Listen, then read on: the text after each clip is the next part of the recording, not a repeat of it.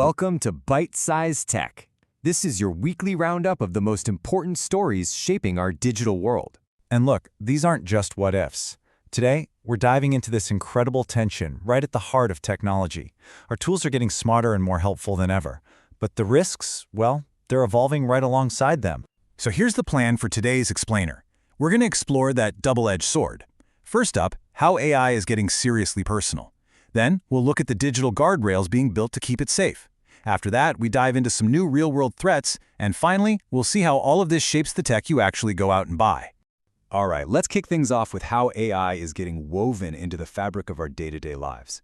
We are definitely moving past that initial, wow, that's cool phase, and right into the, okay, how can this actually help me phase? So, GPT-5 is officially here, and let me tell you, it feels different. It's faster, it's more intuitive, but to really unlock its power, you have to work with it in a new way.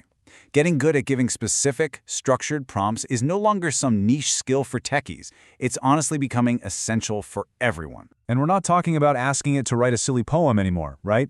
This is about practical, real-life stuff, from planning a family day out when you're on a tight budget and have picky eaters, to turning your random grocery list into an actual weekly meal plan. AI is becoming a genuine life management tool.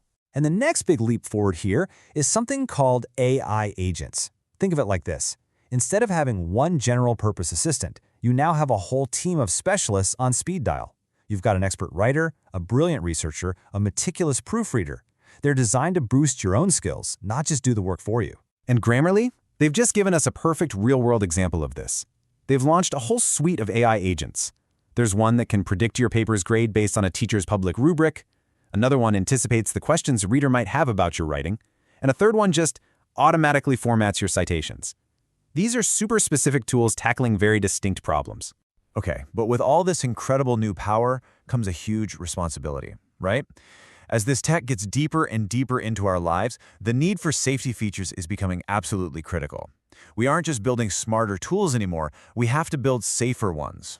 And this is where things get, well, kind of mind-bending. This quote from Anthropic, the company behind the AI Claude, shows they're actually thinking about the welfare of their AI. They noticed that when Claude was handling harmful or abusive requests, it showed a pattern of apparent distress. I mean, this raises an almost philosophical question. What is our responsibility to the AIs themselves? So what did they do? They basically taught Claude how to set boundaries. If a user's just relentlessly abusive or keeps asking for harmful stuff, Claude will first try to redirect the conversation. But if that fails after a few tries, it does something totally new. It just ends the interaction. It has been given the crucial ability to say no and walk away. And you know, this whole idea of building digital guardrails isn't just for these super advanced AIs. The everyday communication apps we all rely on are also getting some much-needed safety boosts to protect us from the more, let's say, traditional online threats. For example, if you use Microsoft Teams, and let's be honest, a lot of us do, it's been a huge target for hackers, but that's changing. It will now automatically block messages that contain malicious files, especially those executable files that hackers love to use. And second, it's going to scan for malicious links in your chats and throw up a big warning before you can click. And speaking of huge wins, one of the biggest security gaps that has existed for years is finally getting closed. For way too long, those green bubble texts between iPhones and Androids were totally unencrypted and vulnerable. But with the upcoming iOS 26, Apple is adding end-to-end encryption, making those chats secure no matter what phone your friends have. It is a massive win for privacy. So, as we're building up all these digital walls, the bad guys are, of course, getting sneakier. They're finding ways to blur the lines between the online world and the physical one. The latest threats aren't just hiding in your inbox anymore. They could literally show up on your front porch. All right, to get what's happening now, you got to understand this older scam called a brushing scam. Basically, a sketchy online seller sends you some cheap random thing you never ordered. Why? So they can use your address to post a fake verified purchase review for their product.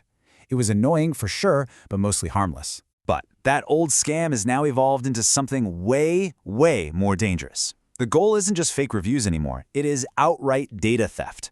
Scammers send a package with a QR code inside, and they are counting on your curiosity. You scan it, thinking, what is this? And boom, that's the trap. It takes you to a malicious website designed to steal your personal and financial info. Because of this, the FBI has put out a pretty clear warning with some simple but absolutely critical safety tips. If a package shows up that you didn't order, be suspicious. If there's no return address or sender info, be extra cautious. And here's the big one. Do not scan a QR code from an unknown source. Just don't do it. Report it instead. And these threats, they're not just targeting adults with bank accounts. Some of the most serious safety issues are popping up on platforms built specifically for kids, and it's creating a massive problem for parents and, frankly, for the companies themselves. 300. Just let that number sink in for a second. Over 300 allegations of sexual exploitation on the gaming platform Roblox are being investigated by just one law group. This is part of a huge wave of lawsuits from parents and states, and it just highlights this massive ongoing battle over child safety in online spaces. So this constant push and pull between innovation and safety, it naturally brings up a big question. How does all this affect the stuff we actually decide to buy? This last section looks at how value, security, and good old market competition are shaping our choices.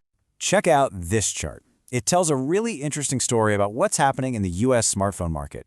For a long time, Apple's dominance felt untouchable, but you can see its share has dropped while Samsung's has surged.